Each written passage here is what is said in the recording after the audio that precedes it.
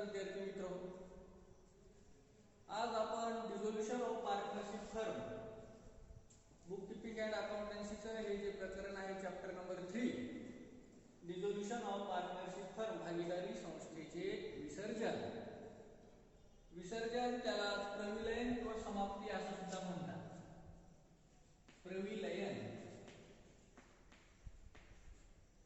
किंवा समाप्ती, प्रविलयन किंवा समाप्ती या प्रकरणाविषयी आपण थोडक्यात माहिती पाहणार आहोत. या प्रकरणाचा जो थिअरीचा भाग आहे किंवा याची जी थिअरी आहे ती तुम्हाला आपण ज्या नोट्स आहेत त्या नोट्स तुम्हाला आपल्या व्हॉट्सअप ग्रुपला पाठवलेल्या आहेत. आणि या थिअरीविषयी आज आपण थोडक्यात चर्चा करणार आहोत की डिझोल्युशन म्हणजे काय आणि डिझोल्युशनची काय रिझन्स काय आहेत, एखादी भागीदारी संस्था विसर्जित होण्याचे काय रिझन्स आहेत, काय कारणे आहेत, काय कंडिशन्स आहेत, त्या कंडिशन्स ते रिझन्स आपण पाहणार आहोत. त्यानंतर भागीदारी संस्थेचे विसर्जन करत असतानाची जी प्रोसेस आहे ती प्रोसेस मी बघणार आहोत आणि विसर्जन करते वेळेस जो पैसा जमा होतो तो पैसा कशा पद्धतीने डिस्ट्रीब्यूट केला जातो, वितरित केला जातो तेही आपण या ठिकाणी पाहणार आहोत.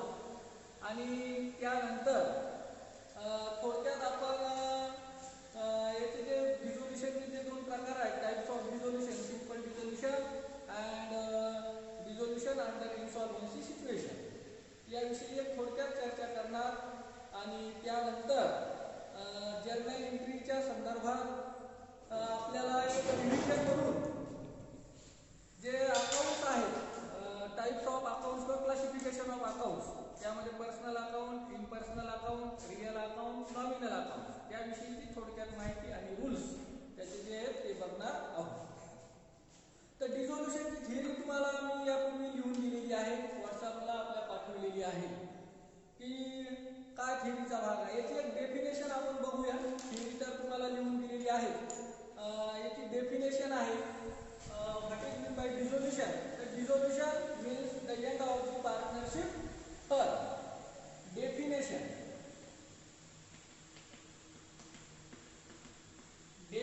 व्याख्या dissolution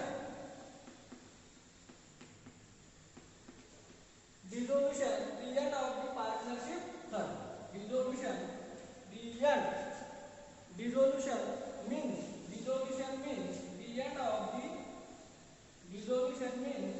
the end of the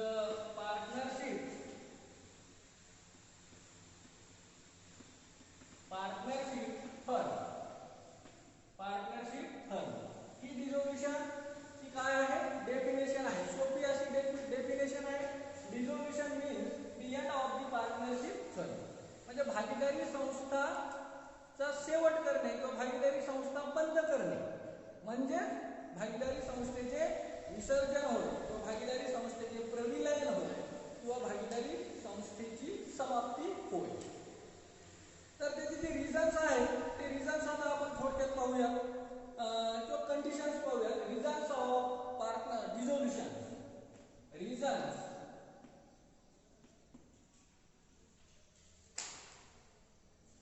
of dissolution किंवा कंडिशन ऑफ डिझोल्युशन.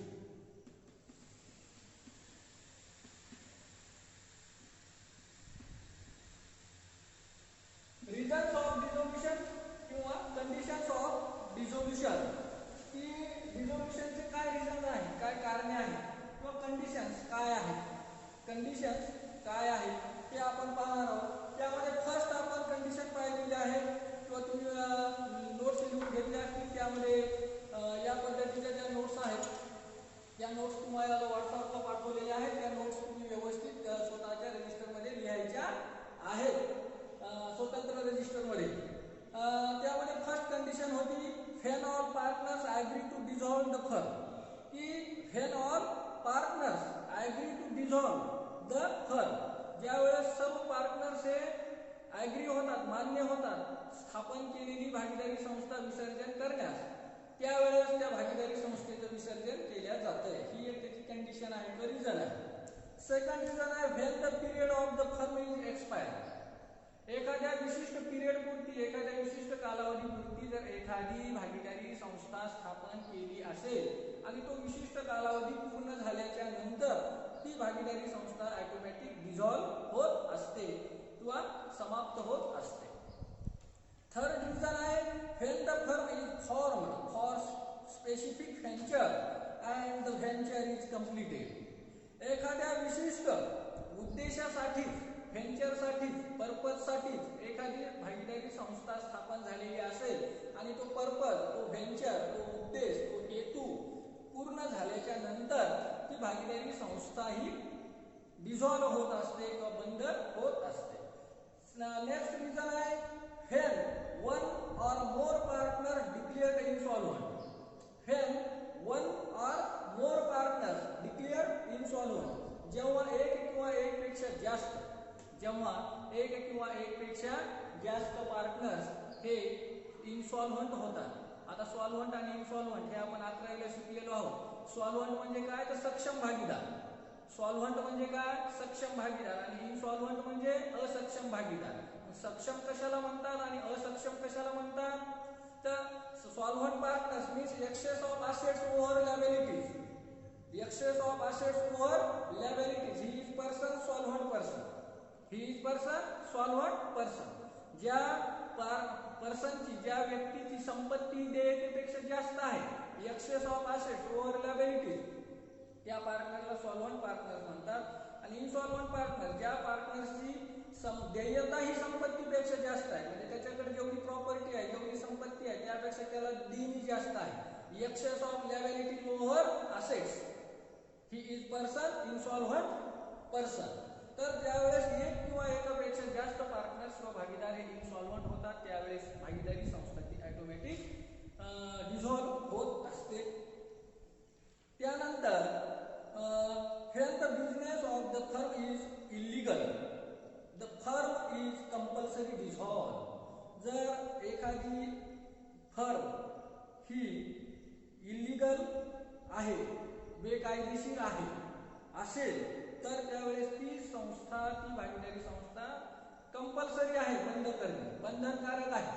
ती संस्था बंद केल्या जाते.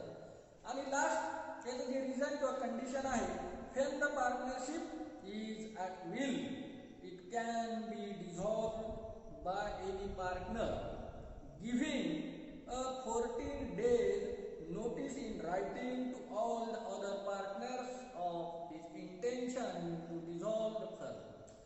जे काही पार्टनर्स आहेत त्या पार्टनर्सपैकी जर एखाद्या पार्टनर्सने इच्छा व्यक्त केलेली आहे भागीदारी संस्था विसर्जित करण्याची आणि त्या संबंधीची 14 दिवसाची सूचना ही इतर पार्टनर्सला जर दिलेली असेल इंटेन्शन, तर त्यावेळेस त्या 14 दिवसाच्या नंतर ती भागीदारी संस्था ही डिझॉल्व होत असते किंवा केली जाते. अशा वेगवेगळ्या कंडिशन्स आहेत. आता आपण पार्टनरशिप फर्म जी आहे, पार्टनरशिप ऍक्ट 1932, पार्टनरशिप ऍक्ट 1932 नुसार हे आपण डिझोल्यूशन पाहणार आहोत. पार्टनरशिप ऍक्ट 1932, पार्टनरशिप ऍक्ट म्हटलं इथे लिहितो.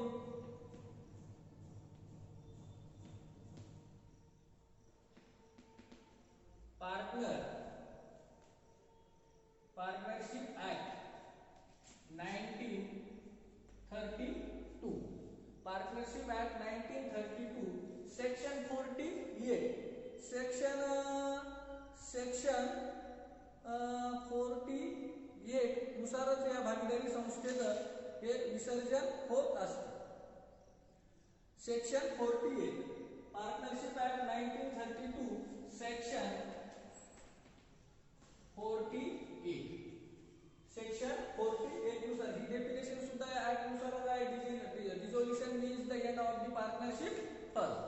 मग यानुसार पार्टनरशिप ऍक्ट 1932 सेक्शन 48 नुसार डिझोल्युशन हे भागीदारी संस्थेचं होतं आणि पार्टनरशिप ऍक्ट 1932 नुसार पार्टनर्सची जी काही संख्या आहे पार्टनर्स मिनिमम पार्टनर्स हे 2 पार्टनर्स 2 पार्टनर्स हे असायला पाहिजे आणि जास्तीत जास्त पार्टनर्स हे भागीदारी कायदा 1932 नुसार पूर्वी 20 पर्यंतची मर्यादा होती, परंतु आता 2013 ला जो कंपनी ऍक्ट आलेला आहे त्यानुसार यामध्ये बदल करून पार्टनरशिप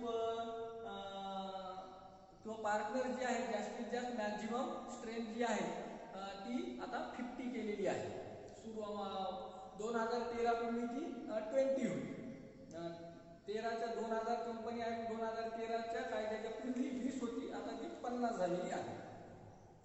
तर या पद्धतीने आपण याचे रिझन्स किंवा कंडिशन्स ज्या आहेत त्या पाहिलेल्या आहेत. आता आपल्याला यामध्ये चर्चा करण्यासारखा जर दुसरा भाग म्हटलं तर तो आहे अकाउंटिंग ट्रीटमेंट. अकाउंटिंग ट्रीटमेंट हा आपण एक भाग पाहिलेला रिझन्स ऑफ कंडिशन्स किंवा रिझन्स ऑफ डिझोल्युशन किंवा कंडिशन ऑफ डिझोल्युशन. त्यानंतर accounting treatment accounting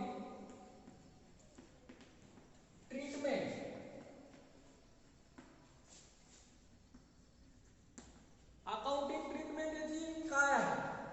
accounting treatment याला सेटलमेंट ऑफ अकाउंट्स असंही म्हणतात.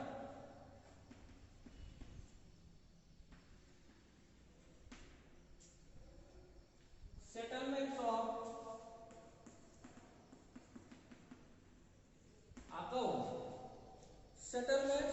अकाउंट्स ऑन डिसोल्यूशन ऑफ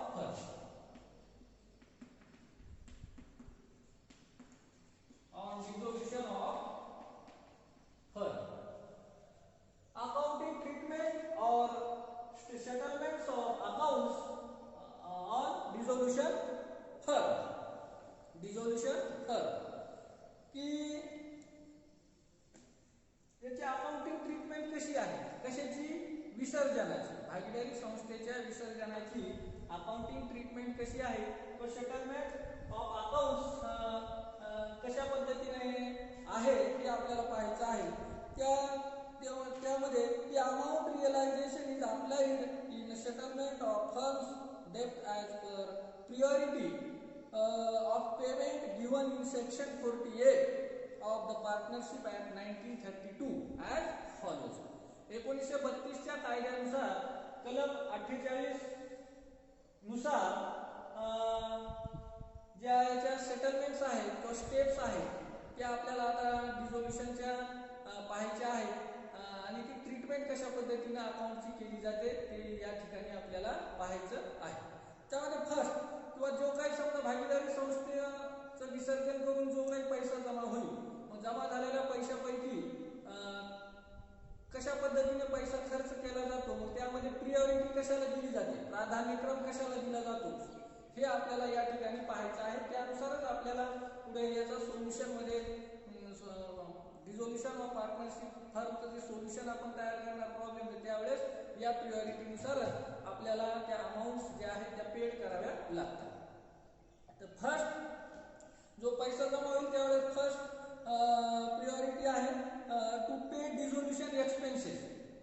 की सुरुवातीला अगोदर काय करावं लागेल. डिझोल्युशन एक्सपेन्सेस जो आलेला आहे भागीदारी संस्थेचं विसर्जन करण्यासाठीचा जो खर्च झालेला आहे तो खर्च आधी जमा झालेल्या रकमेतून काय करायचं पेड करायचा किंवा पे करायचा. उदाहरणार्थ आपण भागीदारी संस्थेचं विसर्जन केलं आणि त्या भागीदारी संस्थेच्या विसर्जनाच्या माध्यमातून 2 लाख रुपये समजा आपल्याला मिळालेले आहेत. 2 लाख रुपये मिळालेले आहेत. तर मग आता हे 2 लाख रुपये कशा पद्धतीने खर्च करायचे तर सुरुवातीला प्रियोरिटी जी आहे तर ती कोणाला देणार. प्रियोरिटी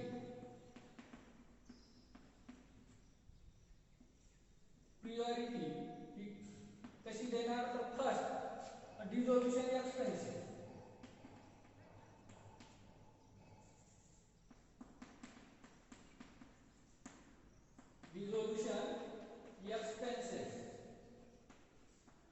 डिझोल्युशन एक्सपेन्सेस सुरुवातीला काय करायचं तर डिझोल्युशन एक्सपेन्सेस उदाहरणार्थ डिझोल्युशन एक्सपेन्सेस झालेला असेल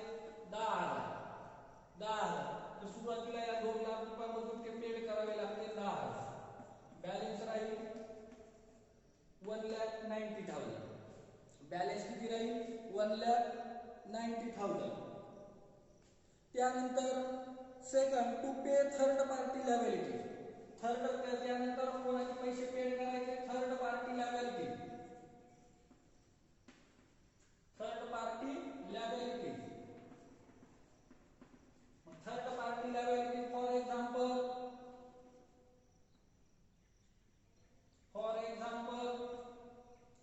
थर्ड पार्टी लायबिलिटी कोणत्या असतात? तर बँक ओव्हरड्राफ्ट असेल, बँक लोन असेल, क्रेडिटर्स असतील, बिल्स पेएबल असेल, आउटस्टँडिंग एक्सपेन्सेस असतील, तर ह्या ज्या थर्ड पार्टी लायबिलिटीज आहेत, थर्ड पार्टी लायबिलिटीज आहेत कोणकोणत्या?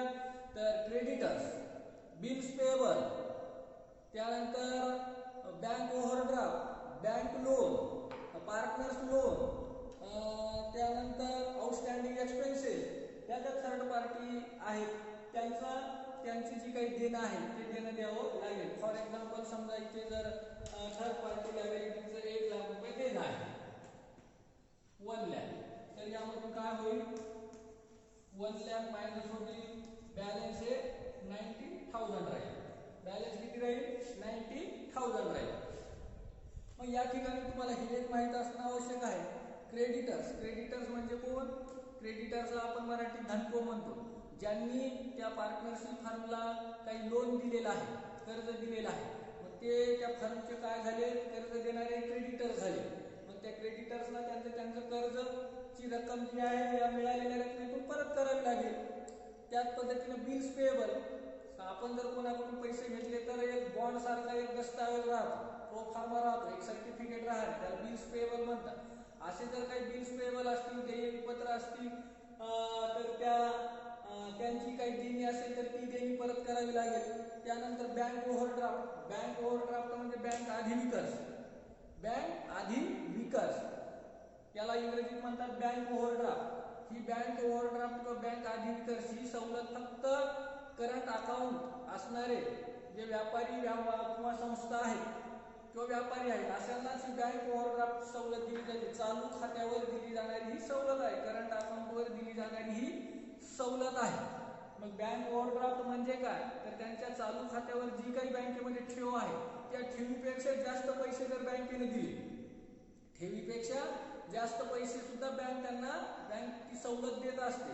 ते जास्तीचे पैसे जे दिलेले आहेत बँकेत असणाऱ्या ठेवपेक्षा, चालू खात्यावर असणाऱ्या ठेवीपेक्षा जास्त पैसे जे दिलेले आहेत त्या जास्तीच्या पैशाला बँक ओव्हरड्राफ्ट असे म्हणतात. त्या जास्तीच्या पैशावर बँक विशिष्ट अशा दराने, रेटने इंटरेस्ट चार्ज करत असते. ही याला काय म्हणतात? Bank overdraft. अधिकोष, अधिविकर्स असं सुद्धा त्याला म्हणतात. बँक अधिविकर्स किंवा अधिविकर्स, बँकेला अधिकोष असं म्हणतात. तर या पद्धतीने अधिकोष, अधिविकर्स ही सवलत चालू खातेधारकांना दिली जाते. बँक ही सवलत देत असते.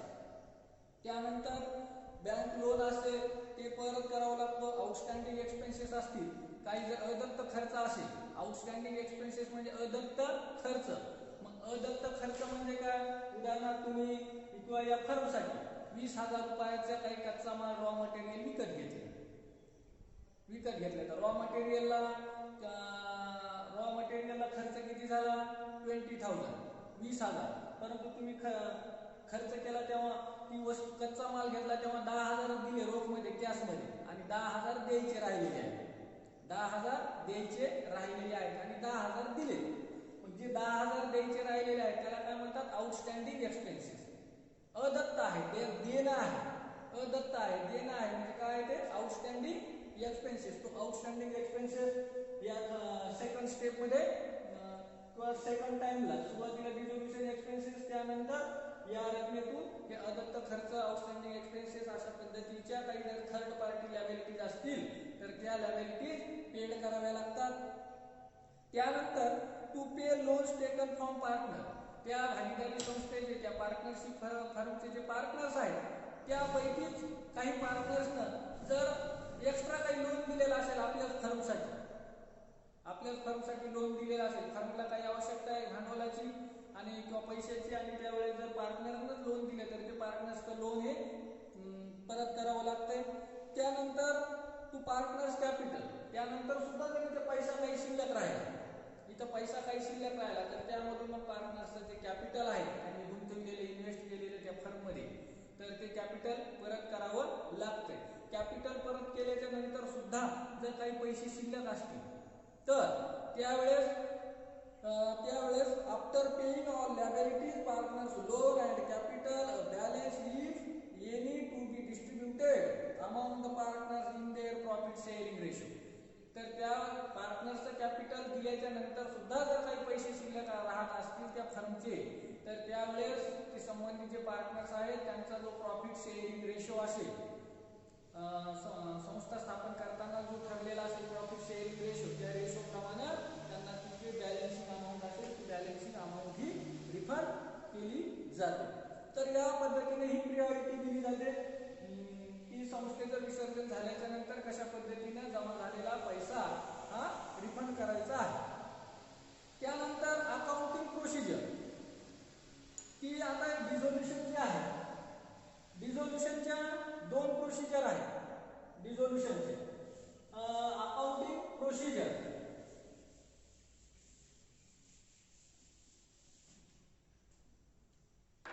Accounting procedure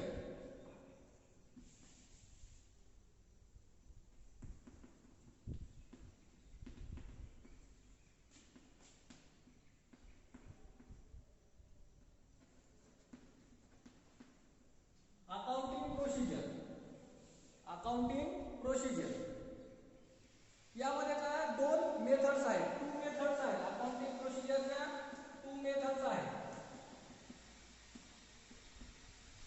2 methods. त्यामध्ये first simple dissolution simple dissolution याला म्हणतात dissolution under solvency situation. Dissolution under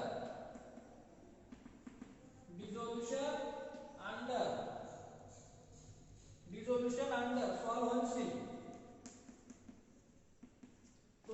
dissolution under solvency situation. Dissolution under solvency situation व सिंपल डिझोल्युशन ही फर्स्ट मेथड झाली. आणि second method dissolution under insolvency situation. Dissolution under insolvency situation. Dissolution under insolvency situation ही second method आहे. इथे तुम्हाला हे माहित असणं आवश्यक आहे की सॉल्व्हन्सी सिच्युएशन म्हणजे काय आणि इनसॉल्व्हन्सी सिच्युएशन म्हणजे काय. आता सॉल्व्हंट आपण पाहिलेले आहे सुद्धा सॉल्व्हंट आणि इनसॉल्व्हंट. सॉल्व्हंट म्हणजे सक्षम. सॉल्व्हंट म्हणजे काय सक्षम. आणि इनसॉल्व्हंट म्हणजे काय असक्षम. इनसॉल्व्हंट म्हणजे काय असक्षम. सॉल्व्हन्सी सिच्युएशन पार्टनर्स म्हणजे कोणत्या पार्टनर्सची सॉल्व्हन्सी सिच्युएशन आहे आणि कोणत्या पार्टनर्सची इनसॉल्व्हन्सी सिच्युएशन आहे हे आपलं कसं लक्षात येईल. तर ज्या पार्टनर्सची संपत्ती देयतेपेक्षा जास्त आहे त्या पार्टनर्सला सॉल्व्हंट पार्टनर म्हणतात आणि ज्या पार्टनर्सची संपत्ती देयता ही संपत्तीपेक्षा जास्त आहे त्याला इनसॉल्व्हंट पार्टनर असे म्हणतात. इनसॉल्व्हंट पार्टनर असे म्हणतात. आता इथे आपण पाहू द्या सॉल्व्हंट पार्टनर.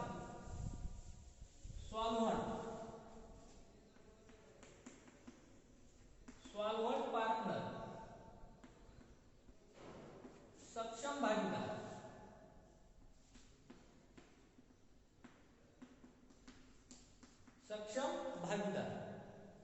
सक्षम भागीदार कोणाला म्हणतात excess of assets over liability.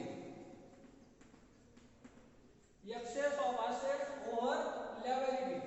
He is a solvent person.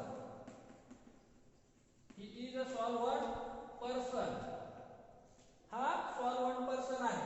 आणि इनसॉल्व्हंट पर्सन कोणाला म्हणतात म्हणजे काय excess of assets over liability म्हणजे ज्या पार्टनर्सची लायबिलिटी असेट्स ही संपत्ती देयतेपेक्षा जास्त आहे. संपत्ती देयतेपेक्षा जास्त असणाऱ्या पार्टनरला सॉल्व्हंट पार्टनर सक्षम भागीदार असे म्हणतात. आणि इनसॉल्व्हंट पार्टनर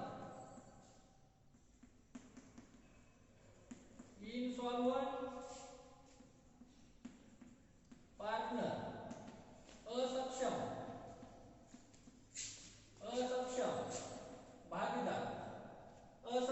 भागीदार इनसॉल्व्हंट पार्टनर असक्षम भागीदार excess of liabilities over assets. He is a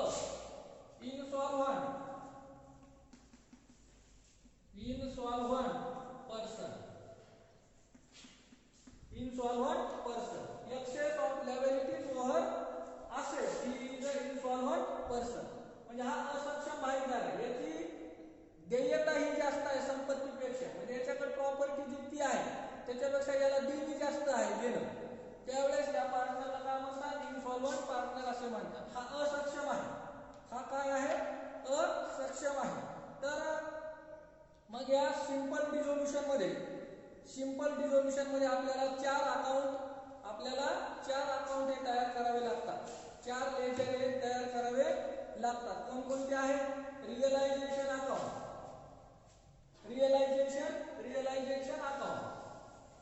चार अकाउंट जे आहेत त्यामध्ये सॉल्व्हंट किंवा सिंपल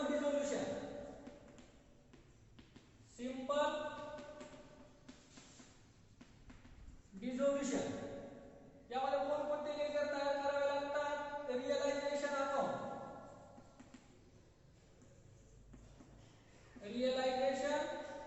अकाउंट हे first. Second partners capital account.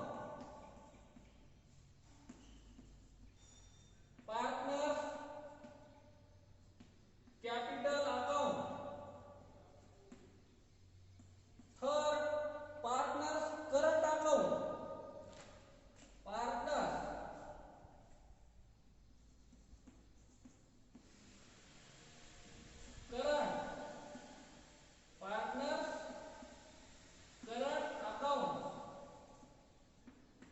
Partners current account कधी ओपन करावं लागतंय? If capital method is fixed.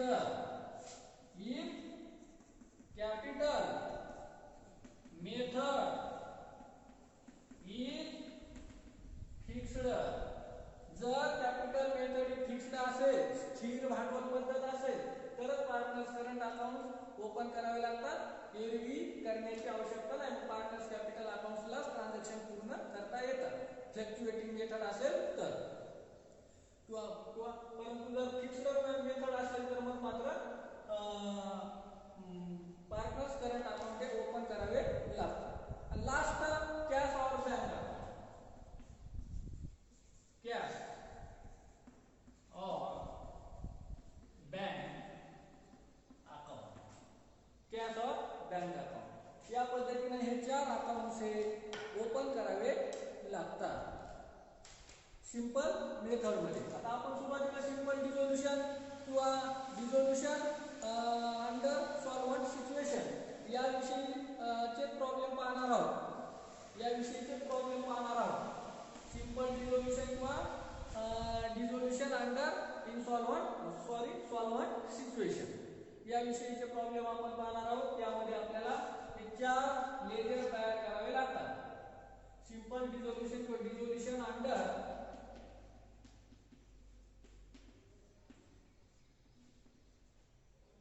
Solvent